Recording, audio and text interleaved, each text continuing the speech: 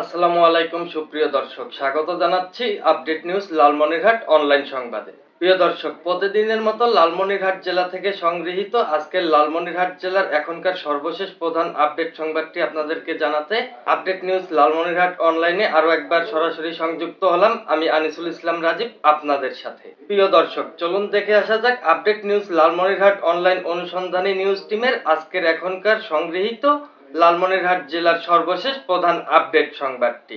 লালমনিরহাট সীমান্ত দিয়ে অবৈধ পথে দেদার আসছে ভারতীয় গরু, মহিষ, ফেন্সিডিল, গাঁজা সহ নানা অবৈধ পণ্য। চোরাকারবারীরা এতটাই বেপরোয়া, রাত হলেই হই রই রই রই করে মিছিলের মতো করে সীমান্ত দিয়ে চোরাই পণ্য নিয়ে আসে। কৌশলগত কারণে চোরাকারবারীরা একসঙ্গে 8 থেকে 10টি কোটার মানুষ সীমান্তে যায়। প্রতিটি কোটায় থাকে 40 থেকে 50 জন। কোনোভাবেই থামছে না সীমান্তে চোরাচালানি। এ বিষয় নিয়ে বিজিবির উচ্চ মহলে গোয়েন্দা রিপোর্ট হয়েছে। বিষয়টি ধামাচাপা দিতে লোক দেখানো লোকালয়ে অভিযানে নেমেছে বিজিবি। সীমান্তে বসবাসরত মানুষ বলছে, রাতে সীমান্ত খোলা রেখে দিনে লোকালয়ে অভিযান করে সাধারণ মানুষকে হয়রানি করা হচ্ছে। সীমান্তবর্তী গ্রাম সূত্রে জানা গিয়েছে, লালমনিরহাট জেলার প্রায় 247 কিলোমিটার ভারতের সঙ্গে সীমান্ত রয়েছে।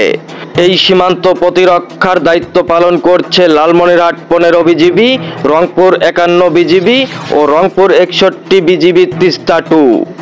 এক সময়ের সাবেক বিডিআর বর্তমান বিজিবির সেক্টর পরিবর্তন হলে একসঙ্গে সব সদস্য কর্মকর্তা সহ সেক্টরের বদলি হতো। এখন সেক্টর থাকেন কর্মকর্তা ও কর্মচারী এবং সৈনিকদের পরিবর্তন হয়, যার কারণেই অনেক সদস্য দীর্ঘদিন ধরে সীমান্তে ঘুরে ফিরে কাজ করছেন। তাদের নিজস্ব বলয় তৈরি হয়েছে এবং তারা সীমান্তে গড়ে তুলেছেন সিন্ডিকেট। এসবের সিন্ডিকেট গড়ে সীমান্তে চলছে অবৈধ ব্যবসা রমরমা। খোঁজ নিয়ে জানা গিয়েছে, সীমান্তের 3টি সেক্টরের অধীনে থাকা কমপক্ষে 40টি পয়েন্ট দিয়ে দেদার আসছে ভারতীয় গরু, মহিষ, ফেন্সিডিল, গাঁজা, মদ ও ঔষধ, 3 পিস, শাড়ি কাপড় সহ ইত্যাদি আরো অনেক অবৈধ পণ্য। এই বিষয়ে গণমাধ্যম কর্মীদের এক প্রশ্নের জবাবে সীমান্ত গ্রামের স্কুল শিক্ষক মোহাম্মদ মুকুল মিয়া বলেন, প্রতিদিন সীমান্তে শহর থেকে শত শত মোটরসাইকেল, মাইক্রোবাস, 3 হুইলার সহ নানা যানবাহনে চেপে তরুণ যুবক, কিশোর, যুবতীরা ফেন্সিডিল, গাঁজা, ইয়াবা, মদ সেবন করতে আসছে। প্রশাসনের লোকজন বিষয়টি অবগত, কিন্তু কোনো প্রতিরোধের ব্যবস্থা নেই। অন্যদিকে আবার রাত হলেই সীমান্তের নোম্যান্স ল্যান্ড চোরাচালানির দখলে চলে যায়। রাতে বিজিবির সদস্যরা রাস্তায় টহল দেয়, কিন্তু সীমান্তে একসঙ্গে 8 থেকে 10টি কোটার দল বাঁশের কপি কল লাগিয়ে মুহূর্তে কয়েকশো গরু পার করে নিয়ে আসছে। গরুর সঙ্গে চলে মাদক, ফেন্সিডিল সহ সব ধরনের অবৈধ পণ্য পাচার। সীমান্তে যেসব জায়গা দিয়ে অবৈধ গরু ও মাদক এবং অবৈধ নানা পণ্য আসছে সেগুলো হচ্ছে পাটগ্রামের জংরা, জগৎবের, নাজির গৌমানি, বুড়িমারি, সোনিয়াজান, হাতিবান্ধার ভুটিমঙ্গল, বড়খাতা, গোতামারি, দইখাওয়া, জাউরানি, বনচৌকি, ভেলাগুড়ি, পূর্ব কদমা, কালীগঞ্জের শিয়ালখাওয়া, গোরল চন্দ্রপুর চামটা, চাপারহাট, আদিতমারি, দুর্গাপুর, ভেলাবাড়ি, মোগলহাট, চৌরাটারি, সদরের কুলাঘাট, শিবের কুটি, মোগলহাট, শালমারির, ফলিমারির চর প্রভৃতি। এই বিষয়ে গণমাধ্যম কর্মীদের এক প্রশ্নের জবাবে চাপারহাট ইউনিয়নের চেয়ারম্যান মোহাম্মদ জাহাঙ্গীর আলম বলেন, জেলায় আইন শৃঙ্খলা বাহিনীর মিটিংয়ে প্রকাশ্যে অভিযোগ করেছি মাদক ও গরু পাচার নিয়ে, কিন্তু কোনো প্রতিকার পাওয়া যায়নি এখন পর্যন্ত। বরং এসব জনকল্যাণমূলক কাজ করার একজন জনপ্রতিনিধি হিসেবে নানা রাজনৈতিক ঝামেলায় পড়তে হয়েছিল। মিথ্যা মামলা তো রয়েছেই। তিনি আরো জানান, মোগলহাট ও কুলাঘাট ইউনিয়নের সীমান্তে ধরলা নদীর চরাঞ্চলে ভারতীয় মহিষ পাচার হয়ে আসছে। সেখানে একটি চক্র গড়ে উঠেছে।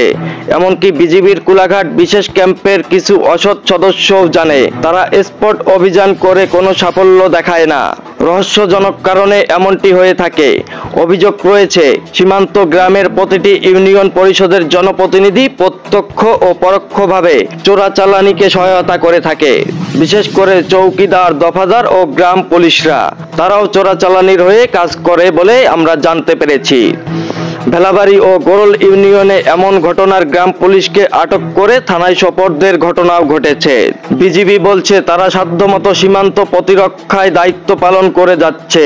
স্বাধীনতার 53 বছরে সীমান্তে এখনো তেমন সুযোগ সুবিধা গড়ে ওঠেনি বিজিবির জন্য।